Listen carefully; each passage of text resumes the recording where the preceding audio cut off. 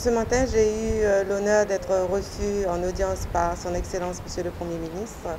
C'était une visite de courtoisie, mais également une opportunité de passer en revue la collaboration entre le Burkina Faso et le système des Nations Unies. Le système des Nations Unies est présent au Burkina Faso depuis 1966, donc 6 ans après l'indépendance de ce pays. Donc depuis 59 ans, on est ici et ce matin,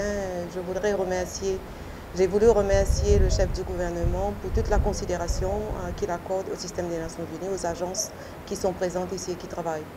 Nous avons également profité de cette opportunité pour faire un point sur nos interventions en 2024, sur le développement et sur l'humanitaire.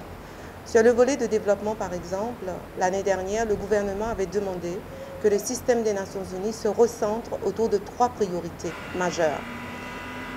Le système alimentaire, la stabilisation et le relèvement, c'est-à-dire moins d'humanitaire mais plus de développement.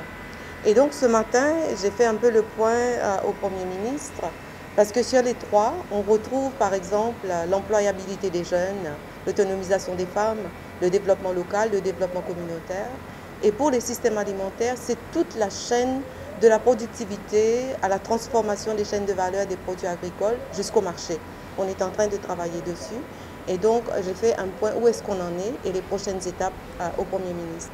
Sur l'humanitaire, en 2024, le système des Nations Unies, avec nos partenaires, on a pu mobiliser 43% du financement requis. C'est à peu près 420 millions de dollars, ce qui nous a permis d'appuyer à travers une aide d'urgence 1,6 million de personnes. Ce n'est pas tout ce qu'on voulait faire, mais on a pu quand même faire cela et on est très reconnaissant à nos partenaires, surtout les États-Unis et l'Union européenne.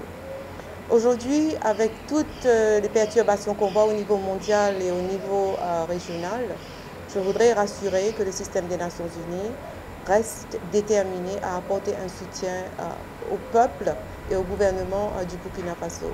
Le Premier ministre a mentionné l'efficience dans l'action. Je pense que cet agenda d'efficience est pour nous une orientation extrêmement importante et qu'on prend très sérieusement et que nous allons mettre en œuvre.